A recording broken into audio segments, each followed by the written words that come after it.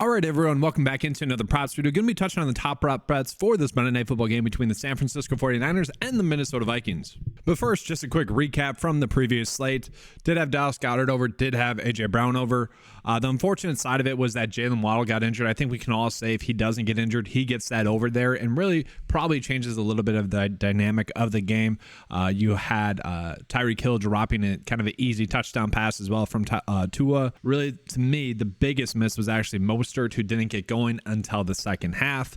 Kind of is what it is. Like that is these single game slates. We're trying to stack the game correctly. And if an injury happens, obviously that's just going to throw it off. Now we go ahead and take a peek at this game. This game is definitely interesting. So I don't know how many people are taking my advice on these game previews for like betting on the game specifically, but it's been pretty good, especially this past week where I kind of mentioned, the Patriots, I feel like they're going to play them better. The Chicago Bears, they get a bump with Justin Fields being out. Same thing with the Giants. Like those little things, like they kind of add up.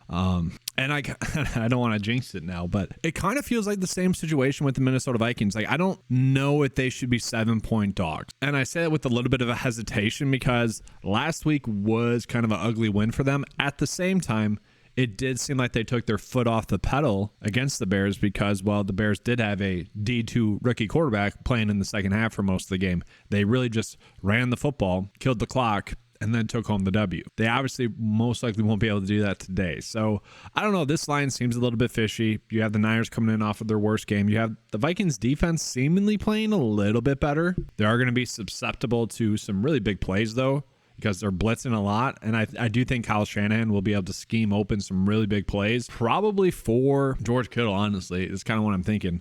But we'll go through it. Looking at the injuries for these teams, we know that with Minnesota, Justin Jefferson, he is out. He's not going to be playing. You got Jordan Addison there. You also have KJ Osborne stepping up into a bigger role. I am still pretty butthurt about that KJ Osborne prop not cashing last week at 8.8 heading into half, needing to get 9, and he didn't get there. But he played a bunch of snaps. We know that. The one thing I want to point out is that we did see a little bit more two tight ends. That's like kind of echoes what I was saying about them really trying to rush the football a lot more in that game. But I think that was just due to the game flow, them playing with the lead, a 2-score lead, and a rookie quarterback, D2 quarterback, stepping up and playing. Although he looked good, obviously. Brennan Powell is definitely someone I want to mention as well, playing almost 60% of the snaps, and if they're playing from behind, we are just going to see them go with their normal 11 personnel, and that's going to mean Powell is going to be getting a lot of work as well. Now we look at the flip side of it. We do have Christian McCaffrey currently questionable. We know that Deebo Samuel's out, and those are like the two biggest pieces of information. The issue that we have is that CMC will probably be limited in this game, and he is really what makes this offense go. Part of the reason as to why I thought the Giants would be able to play better last week is the simple fact that Saquon Barkley was back. And I think Tyrod Taylor's a slight upgrade from Daniel Jones. Now, that being said, like Barkley is the one that makes that offense go. CMC is the one that makes this offense really go. And when it's not him, it's Deebo Samuel. So the fact that we know that Deebo is going to be out is definitely alarming. We see Juwan Jennings got a lot of work. We also see that Ray McLeod got a work. What I was surprised by was Ronnie Bell did not get a lot of work.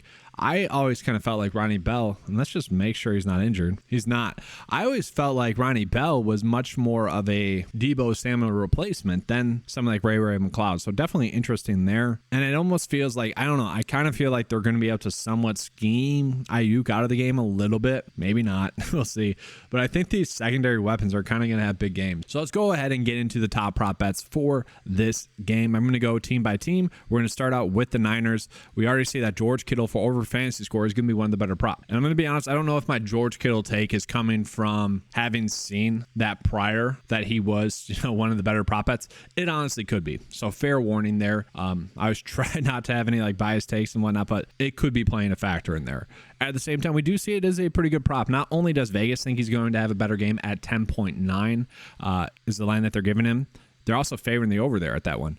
We see Underdog has it bumped to 11 right there. So the 10.5 that we were getting is seemingly going to be the best edge on this slate. And the thing with Kittle is that he is someone that really can be schemed into a big game. We saw a few design plays go to Kittle in that game against Dallas, and that's where I'm saying I feel like that's going to occur in this game, just with how heavily they blitz. Now, they could just use Kittle as an extra blocker, but I also feel like that's going to lead to Kittle being wide open a few times, and so I do expect him to be more involved in the passing game in this game, especially if someone like CMC is a little bit banged up, we might see him get a little bit more work. And this is definitely going to be a easier defense. You look at kind of the easy defenses that they face. Rams, I don't know, they're kind of solid. The Giants, though, he had a good game against. The Cardinals, also not as bad as everyone thought. He didn't have a good game there. So it's definitely interesting, I would say, on a slate like this, on a game like this, where we probably are going to be struggling to find props. I always mention this. It's a one-game situation. We don't get the plethora of all the games to pick and choose which props we want to be on. And so, yeah, this does feel like the best one. But the issue that I have is like something like Brock Purdy, then at 15.5, it's not one that's popping up. And actually, we can see the line is basically set at 15.8 here on PrizePicks or on the average sportsbook lines. And they're saying bet the under there. And I don't know. I almost disagree with that. But you can see why the passing TDs is favored for the under. And that's the biggest reason as to why the fantasy score would be under. But we see Ayuk for his receiving yards, like at 70, we're kind of seeing a slightly favored one there. I almost kind of like the stack of Brock Purdy for over fantasy points. I know he looked terrible last week. A lot of people are going to be calling that out. That's the toughest defense in the league against Cleveland. They have just proven that now. And it wasn't like all Brock Purdy playing terribly either. My worry is that maybe they don't use CMC in the passing game as much because he could be banged up. And then, the one or two passing touchdowns that CMC can get is not going to be there. That being said, I don't think we need to worry about like Deebo Samuel getting any rushing touchdowns or anything like that in this game. So to me, I almost like his over fantasy points in this game. We can see it's going to be a much better bet there on FanDuel. And so if you're someone that plays on both sites, Kittle on PrizePicks for over fantasy points, Brock Purdy over fantasy points on Underdog. Brandon Ayuk, if you want to bet the over, you can. I don't know. It's a weird one to me. He has looked really good this season, but I think it's partially due to them being able to scheme him open because you got to account for Deebo, you got to account for Kittle, you got to account for CMC. So you're taking a portion of that out, and the one that runs the most routes in comparison to Ayuk, I don't know. I'm a little bit hesitant on him. We see Ayuk's receptions is set at 5. The passing yards for Brock Purdy is also kind of, I don't want to say it's low because I don't think that's it. But I don't know. I think I'd rather just go fantasy score. I think that's the move. Now, can Juwan Jennings playing more snaps get over 29.5 receiving yards in this game? I think so. Like if he can get up to 60% of the snaps, I think he's going to get this over. And like I said, I do think these secondary weapons are going to be the ones that we see get a little bit more involved. And I'm actually curious if he's going to have a fantasy score, what his receptions could be. Same thing with like Ray McLeod. Are we going to see his receptions like for anything? I don't know yet. So let's go ahead and switch up. We get into the Minnesota Vikings. And no, I'm not wearing purple underneath supporting the Vikings or anything like that. It's a cutoff. I'm about to work out. Very interesting here. So I really personally like Jordan Addison as a player. I think he's pretty solid receiver. And so I wouldn't be shocked if he has a bad or a big game.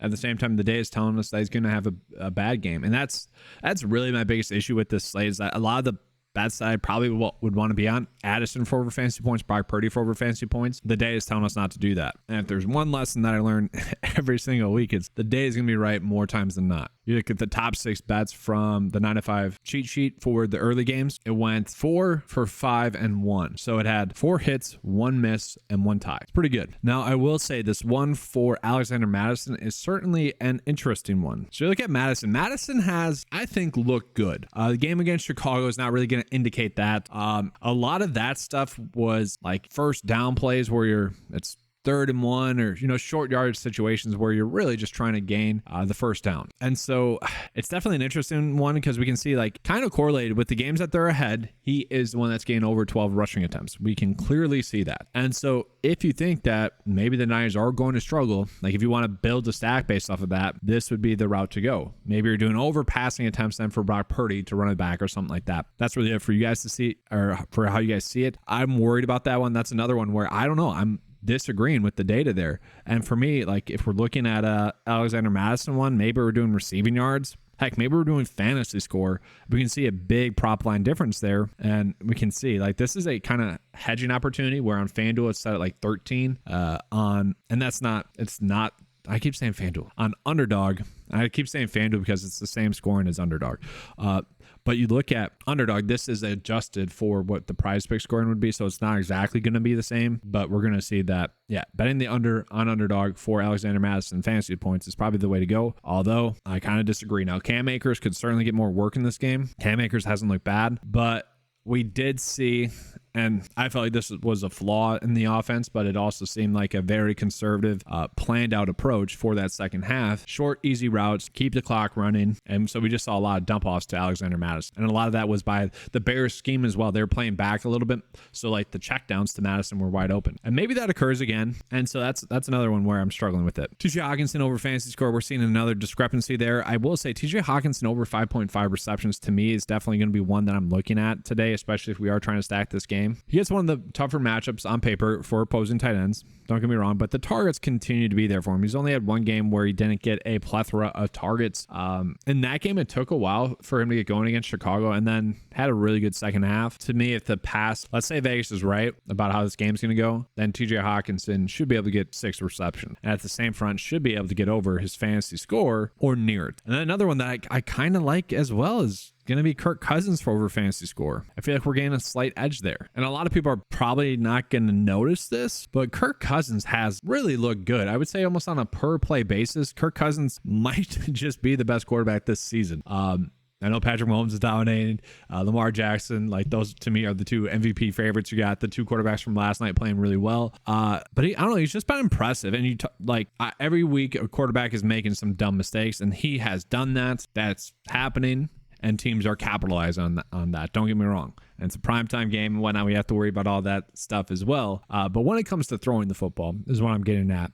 He has looked extremely sharp. Now, a lot of that was due to having Justin Jefferson there. That's really going to make you look better probably than you are. My point is that he has been impressive for most of the season. He does get a difficult matchup, but this almost feels like somewhat of a weird statement game for him and the Minnesota Vikings. And we look at how they have played, they probably, I shouldn't say probably, they should have beat the Bucs. That's pretty clear to me. The Eagles, hate to say it, but like the Vikings have gotten some pretty unfortunate penalties that were kind of iffy. You look at the Chiefs game as well. They're a better team than their record tells us. And so once again, if we're trying to force in maybe a potential game stack here, that's where I'm fine with betting his over. Now let's go ahead and take a quick peek at Underdog, and then I'll be giving you guys a bet of the day and then beginning out of here. I do want to mention the NBA tab is now updated for the NBA season. I'll be covering that in a separate video. So looking at this, it's another funny one, right? Like definitely seeing a bigger edge on Underdog. It's funny though, like this doesn't really correlate, right? Like Brock Purdy and Brandon Ayuk, like 2 opposites there. We can try it, I guess, and I might. It's just funny that that's working out that way. But we can see probably a much, much better day for Underdog, especially the fact that we can do like a 5-slip insured slip if we want to, and maybe that's the route to go. I'm literally just going to be running these 5 in on Underdog and hoping that's correct. Now I will say, like this doesn't correlate at all. I don't know if I'm going to do that with Purdy, because if we're betting Kittle over fantasy score, if we're betting Brandon Ayuk over fantasy score, we have to do Purdy, right? I'm going to go against the data there, and that's it. Okay, so let's give you guys the 2-slip. And just as I'm going through this, like we had these spicy ones that give you like a better payout, and for both Kittle and Ayuk, we're kind of saying that, and I would say almost more so for Kittle, we're kind of saying that they're going to score a touchdown. So if you are trying to run out this stack, maybe that's something you could do where you're tossing in one of these. All right, so looking at the FanDuel bet of the day, we are going to see that we're getting a lot of pretty good correlated bets, I would say here. Obviously, if it's going to be a more pass heavy script, Madison probably not going to be as involved. You might get a few dump offs, but we can see lower would probably be the way to go. That being said, KJ Osborne would most likely be able to get the over there. Brandon Ayuk and George Kittle were one of 2 bets that kind of stood out for the Niners. The issue that I have is that the best bet that we have available on Underdog is actually Brock Purdy for under fantasy score. But to me, if we're betting Ayuk and Kittle for over fantasy points, then we would also have to do Purdy for over fantasy points. And guys, I know that this is an NFL video, but to me, the other best bets that we're getting under than George Kittle for over 10.5 fantasy points is going to be an MLB today. Max Scherzer is actually one of the better pitching fantasy score props that we've gotten in a while, which is ugly because he got dominated last game. One of the better hitting fantasy score props is actually Corey Seager for over hitting fantasy score. That obviously doesn't correlate with this one. For prize picks, I do like Kirk Cousins for over 14.5 points. Still think Brock Purdy over his fantasy score is going to be one that we want to roll with as well. And then TJ Hawkinson for over 5.5 receptions, I feel pretty good about. But those are all going to be ones that are forcing it in there. And if you guys know anything about this channel, I want to give you guys the best chance to win each and every slate. And I feel like that's this. Now that's going to be all for this video. Hopefully you guys enjoyed the coverage. If you did, make sure to give a like and subscribe. Hit that notification bell so you don't miss out on any good EV bets that we get throughout the week. If you guys want access to that ODDSJAM sportsbook view, make sure to click the link in the description below. Use 9to5 Sports or use 9to5 as promo code to get 25% off. If you guys want access to the NFL props cheat sheet for both PrizePicks and Underdog or NBA with it coming up, that is also available for just $10 a month. That's all I have for you. It's Average Slate and it's on. Let's keep cashing.